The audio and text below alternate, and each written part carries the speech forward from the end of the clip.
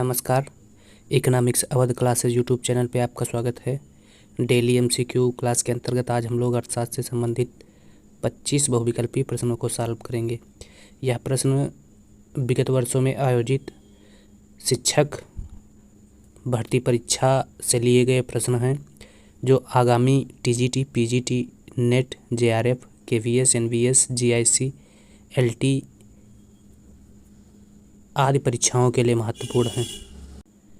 तो आज की क्लास स्टार्ट करते हैं और देखते हैं क्या क्या क्वेश्चन हैं।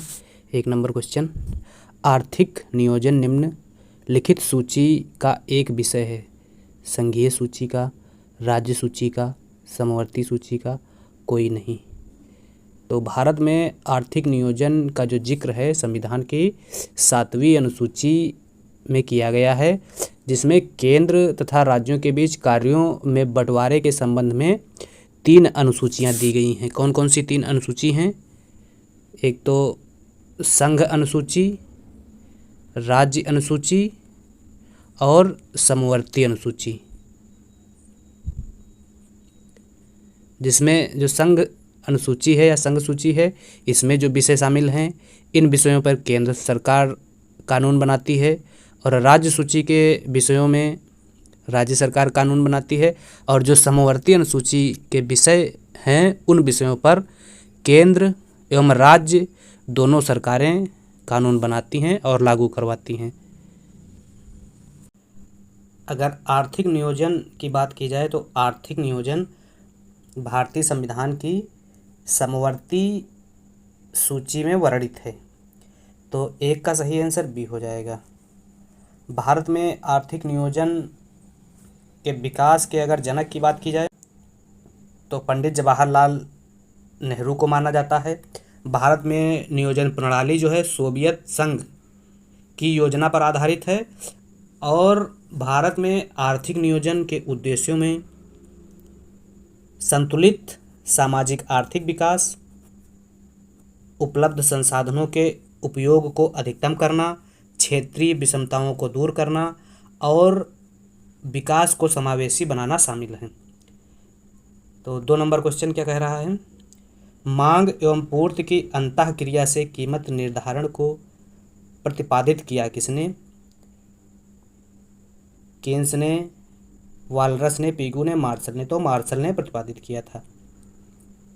अगला 3 नंबर क्वेश्चन, आर्थिक सिद्धांत में सेटेरिस पैरिबस शब्द का प्रयोग बताता है। तो सेटेरिस पैरिबस जो है वह अन्य बातें स्थिर रहने की बात करता है। ऑप्शन सी में अन्य बातें स्थिर दिया गया है। तो 3 का बी सही है। 4, आर्थिक विकास का परंपरावादी सिद्धांत संबंधित है। डेविड रिकार्डो से, जे.एम. कीन्स से, जे.बी.से से, एडम स्मिथ से। तो आर्थिक विकास का परंपरावादी सिद्धांत जो है डेविड रिकार्डो से संबंधित है। 4 ए सही है। 5, अर्थशास्त्र में दुर्लभता संबंधी परिभाषा किसके द्वारा दी गई? Adam Smith. एडम स्मिथ अर्थशास्त्र को धन का विज्ञान मानते हैं। रॉबिन्सन द्वारा दी गई परिभाषा जो है वह दुर्लभता से संबंधित है। तो बी सही है।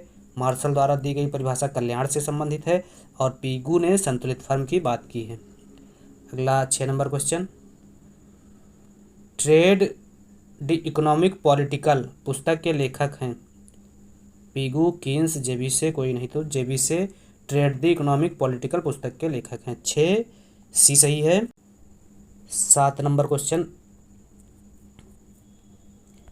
यदि एक सीधी मांग रेखा एक वक्र रेखीय मांग वक्र को स्पर्श करती है तो दोनों मांग वक्रों की लोच स्पर्श बिंदु पर एक होगी, भिन्न भिन्न होंगी। या तो ए या तो बी दोनों सही हैं। यह स्पर्श बिंदु की स्थिति पर निर्भर करता है, तो एक होगी।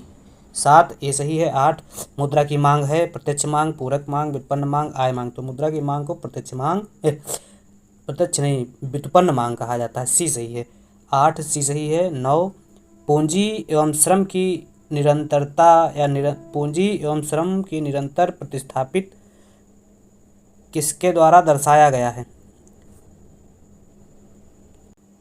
तो पूंजी एवं श्रम की निरंतरता प्रतिस्थापन जो है वह चिकना उत्तल समोत्पाद वक्र द्वारा दर्शाया गया है, डी ऑप्शन सही है।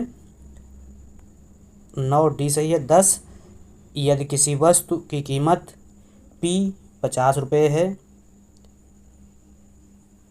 पी को ए आर भी कह सकते हैं, ए आर या पी जो है 50 रुपये है, आय 40 इकाई है, आय 40 इकाई के बराबर है, एम आर बराबर 40 है, तो कीमत की सापेक्ष मांग की लोच क्या होगी? तो कीमत के सापेक्ष जो मांग की लोच होगी वह ई सूत्र से निकाला जा सकता है। ई बराबर ए आर बटे A R minus M R. A R कितना हो जाएगा? ए आर दिया गया है, ए आर या पी 50 बटे 50 माइनस 40, तो 50 बटे 10 हो जाएगा। 50 बटे 10, 10 पच्चीस 50, 5 आंसर आएगा। 5 किस ऑप्शन में है? एक ए में 2 है, बी सही है। 10 बी सही है। 11 सीमांत उपयोगिता की अवधारणा को विकसित किया। स्मिथ ने, सैमुअल्सन ने, मार्शल ने, रिकार्डो ने। तो सीमांत उपयोगिता की अवधारणा को प्रोफेसर मार्शल ने विकसित किया। 11 सी सही है। 12 नंबर क्वेश्चन, आय में क्षतिपूरक परिवर्तन पर निर्भर है एंजिल वक्र, हिग्स की स्थानापन्नता, स्लटस्की की स्थानापन्नता। बी एवं सी दोनों सही हैं। तो आय में क्षतिपूरक परिवर्तन पर हिग्स की स्थानापन्नता निर्भर है। 12 बी सही है। 13 एंजिल वक्र व्यक्त करता है, एंजिल वक्र आय उपभोग वक्र को व्यक्त करता है। 13 डी सही है। 14 नंबर क्वेश्चन, यूलर के प्रमेय का संबंध है कर प्रणाली से, जनसंख्या से, मुद्रास्फीति से? कोई नहीं। तो यूलर के प्रमेय का जो संबंध है वह वितरण से है, और वितरण से ऑप्शन में दिया नहीं है, तो 14 डी सही है। अगला 15 नंबर क्वेश्चन, किसने सार्वजनिक व्यय को 2 भागों में विभाजित किया? Professor Pigou, professor J S Mill, professor Adam Smith, Dalton. तो प्रोफेसर पीगू ने सार्वजनिक व्यय को 2 भागों में विभाजित किया। 15 ये सही है।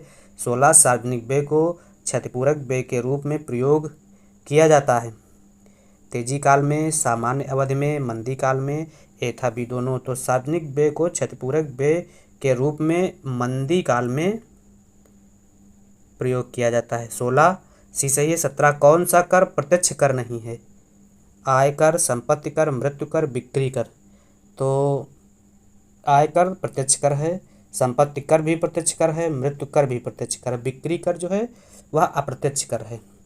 बिक्री कर के अलावा सेवा कर, बिक्री कर के अलावा सेवा कर, सीमा कर, उत्पाद कर, बिक्री हो गया, और मनोरंजन कर। ये कर जो हैं यह अप्रत्यक्ष कर के उदाहरण हैं। मनोरंजन कर जो है वह राज्य सरकार द्वारा लगाया जाता है, बाकी सेवा, सीमा, बिक्री और उत्पाद कर जो है केंद्र सरकार द्वारा लगाए जाते हैं। तो इसमें जो है कौन सा प्रत्यक्ष कर नहीं है? बिक्री कर प्रत्यक्ष कर नहीं है, यह अप्रत्यक्ष कर है। 17 डी सही है। 18 नंबर क्वेश्चन,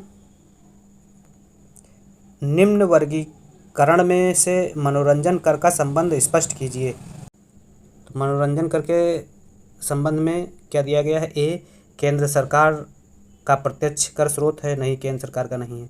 राज्य सरकार का अप्रत्यक्ष कर स्रोत है, राज्य सरकार का प्रत्यक्ष आय स्रोत है, और केंद्र सरकार का अप्रत्यक्ष आय स्रोत है। तो राज्य सरकार का जो है अप्रत्यक्ष आय स्रोत है मनोरंजन कर। बी सही है। 18 बी सही है। 19 14 बैंकों का राष्ट्रीयकरण कब हुआ? 14 बैंकों का जो राष्ट्रीयकरण है वह किया गया था एक बैंक या आरबीआई का राष्ट्रीयकरण कह सकते हैं 1949 में किया गया था, और 14 बैंकों का राष्ट्रीयकरण 1969 में किया गया था, और 6 बैंकों का राष्ट्रीयकरण 1980 में किया गया था। 1969 में इंदिरा जी के समय में जब बैंकों का राष्ट्रीयकरण किया गया था तो 50 करोड़ प्लस पूंजी धारक जो बैंक थी उन बैंकों का राष्ट्रीयकरण किया गया था। और जब 6 बैंकों का राष्ट्रीयकरण 1980 में किया गया, तो जिन बैंकों की पूंजी या परिसंपत्ति जो है वह 200 करोड़ रुपए से अधिक थी, उन बैंकों का राष्ट्रीयकरण किया गया था। तो 1949, 69 और 80 3 बार बैंकों का राष्ट्रीयकरण किया गया। अगला, तो इसका सही आंसर 69, 14 बैंकों का ए सही हो जाएगा। 19, 20 बेसल मानक संबंधित हैं बैंकिंग क्षेत्र से, सेवा क्षेत्र से, यातायात क्षेत्र से, विनिर्माण से। तो बेसल मानक जो है बैंकिंग क्षेत्र से संबंधित हैं, और basal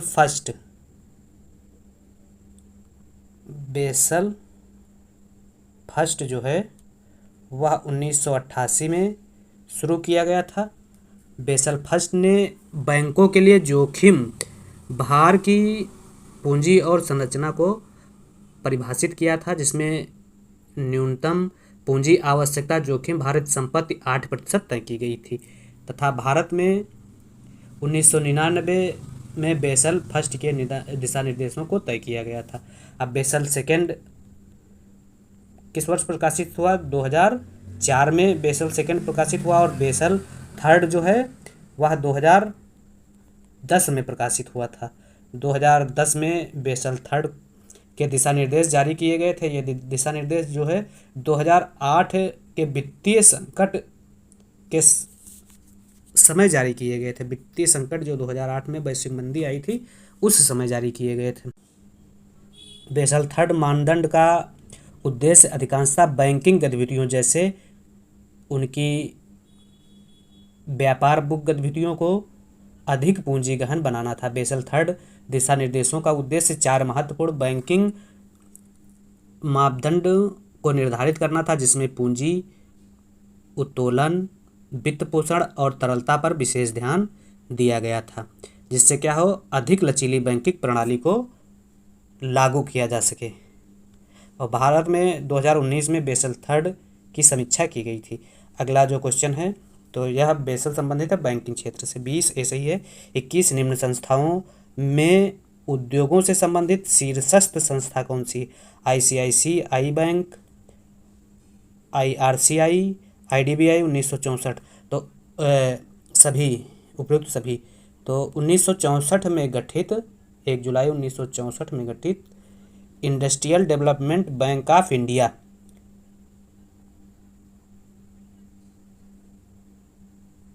industrial development bank of India 1964 में गठित IDBI उद्योगों को ऋण देने वाली शीर्षस्थ बैंक थी या है कह सकते हैं। तो 21 सी सही है। 22 निम्न चित्र में मांग की लोच ए बिंदु पर है। तो मांग की लोच ए, बी और सी इसमें बिंदु है, तो ए पर भी जान लेते हैं कि क्या रहेगी, बी पर भी जान लेते हैं, सी पर भी जान लेते हैं।